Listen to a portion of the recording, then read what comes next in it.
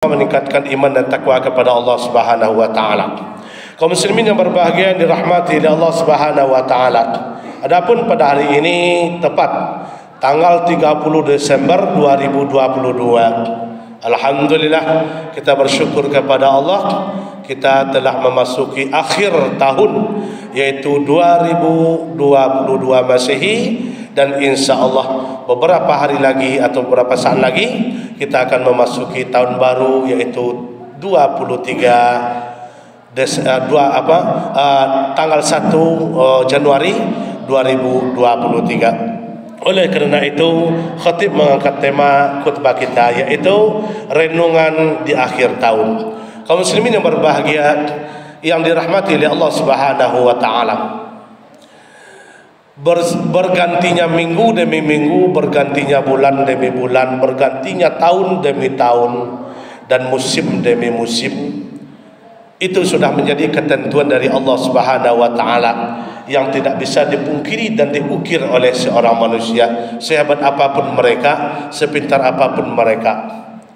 Tetapi apa yang menjadi bahan renungan kita di akhir tahun, ya semoga hendaknya kita yang sebagai umat beragama Islam, semenjak nenek moyang kita, kakek kita, buyut kita, sampai kita hari ini, dan sampai anak kita yang lahir hari ini pun juga, itu lahirnya dalam keadaan Islam, lahirnya dari rahim seorang ibunda Islam, dan lahirnya di tengah-tengah komunitas Islam.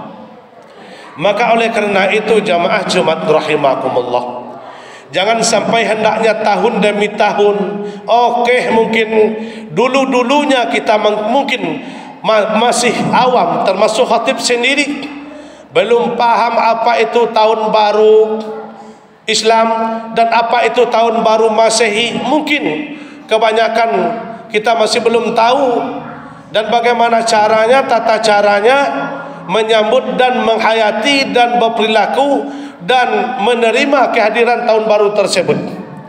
Maka oleh kerana itu, jamaah Jumat rahimakumullah, tahun-tahun sebelumnya, mungkin sekian tahun yang silam, banyak sekali kita tengok jamaah, orang-orang generasi muda yang lebih terutama sekali, yang garis depan, asal datang tahun baru Masehi, Masya Allah, tidak kalah dia dengan orang kafir, tidak kalah dengan orang Yahudi, bahkan lebih parah mereka daripada orang Yahudi.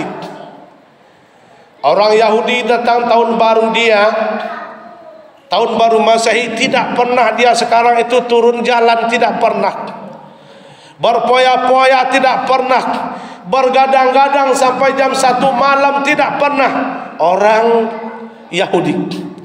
Tetapi orang Islam itu sendiri yang sudah mengambil alih, asal datang tahun baru Masehi, Masya Allah, sekian bulan sebelum datang tahun barunya, Masya Allah, persediaannya, uang harus ada sekian, kendaraannya harus bagus. Kenapa?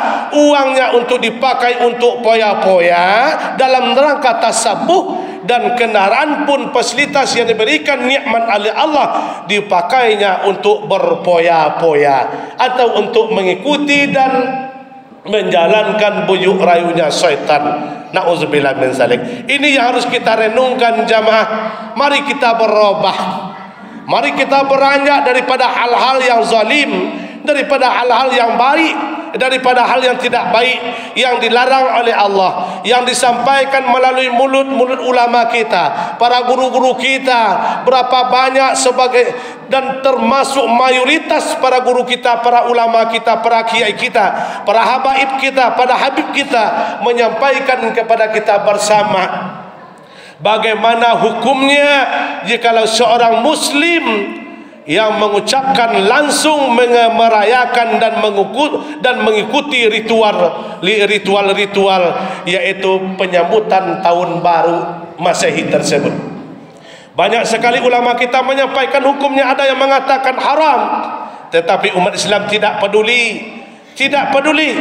Ya, ini namanya adalah egois tingkat tinggi. Ya, tetapi kalau kita berbicara masalah toleran, tidak masalah. Ini rumah kita, ini rumah non-muslim, tidak apa-apa. Mitra kerja orang dengan di luar Islam, tidak apa-apa. Itu namanya toleran. Ya, lakum dinukum waliyadin, boleh.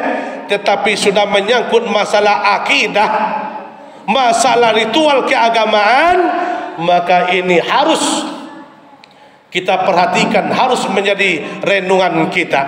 Mubaziru, disediakan uang untuk berpoya-poya, bakar ikan, bakar ayam. Kadang-kala puluhan bahkan sampai ribuan menjadi korban ayam pada malam tahun baru Masehi. Ini semuanya akan diminta pertanggungjawabannya kepada orang yang berbuat ini. Nyawanya hilang, darahnya tercucur ke bumi. Sebabnya apa?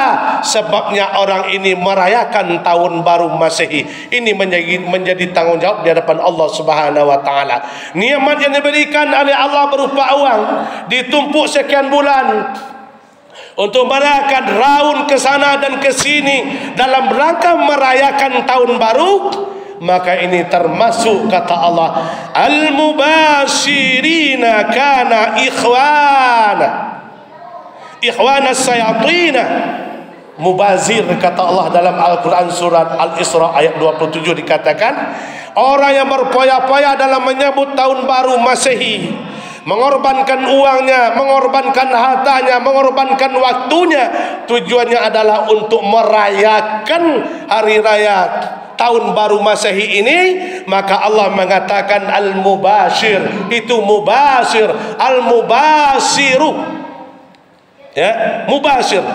Mubashir ini perbuatan siapa? Ikhwanas sayatin, adalah mereka menjadi teman-temannya syaitan.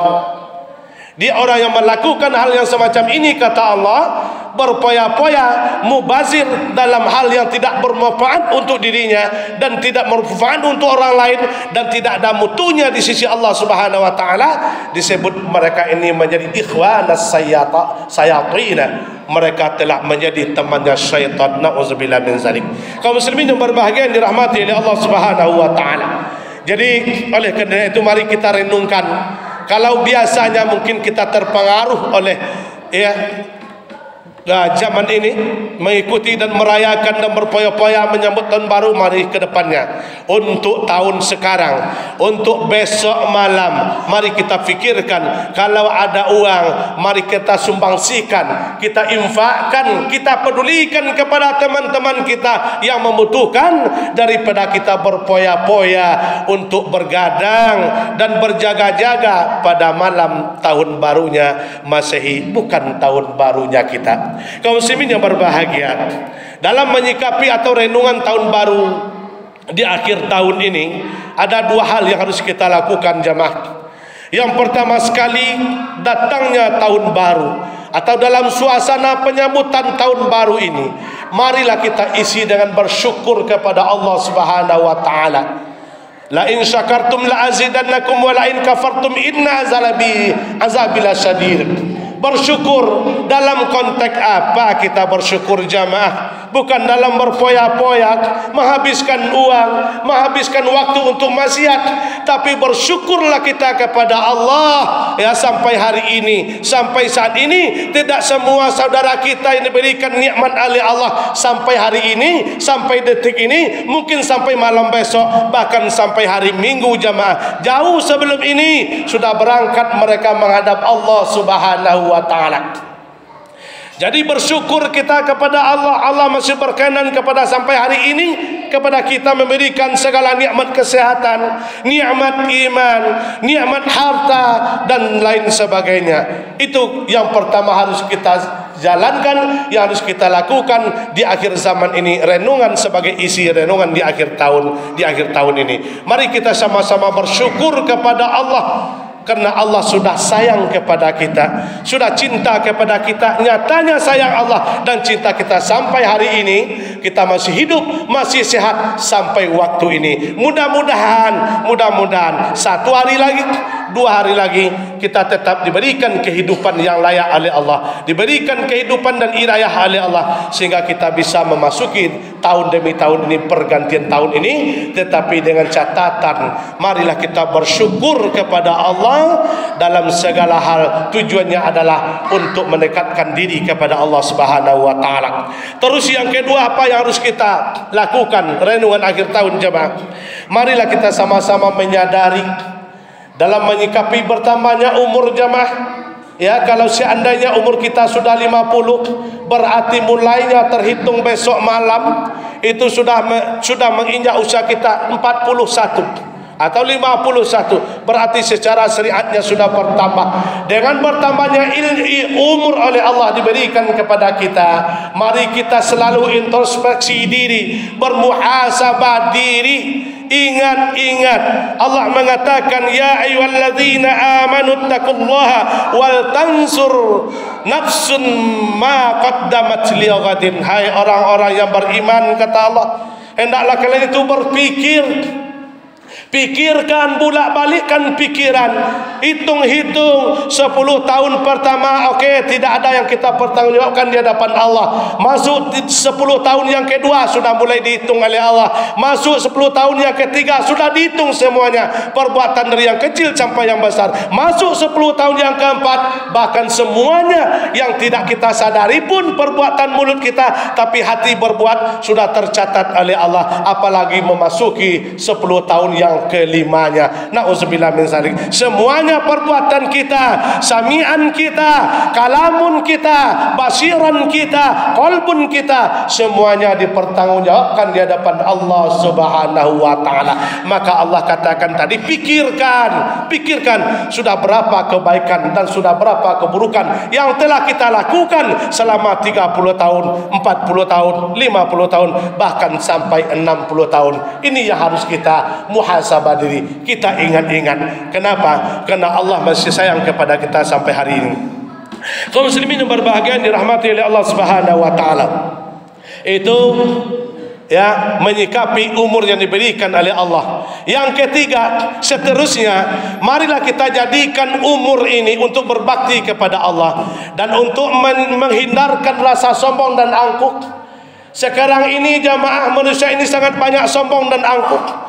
Sombong dengan kelebihan hartanya, sombong dengan kelebihan ilmunya, sombong dengan ketaatannya, bangga dengan ketaatannya, bangga dengan kepintarannya, sehingga mereka itu sombong kepada Allah dan sombong kepada manusia sekalian jemaah. Maka inilah, kalau tahun-tahun yang lalu, tahun-tahun yang silam, hari-hari yang kita lewati, bulan-bulan yang kita lewati, mungkin banyak akhlak kita rusak, ibadah kita mungkin banyak cacatnya. Untuk kedepannya mungkin tingkat sombong kita tinggi. Untuk kedepannya, marilah kita rasa tawadu kita terapkan di hadapan Allah, dan rasa tawadu kita terapkan di hadapan manusia. Kaum muslimin yang berbahagia dirahmati oleh Allah Subhanahu wa taala, mari kita introspeksi diri, bermuhasabah diri.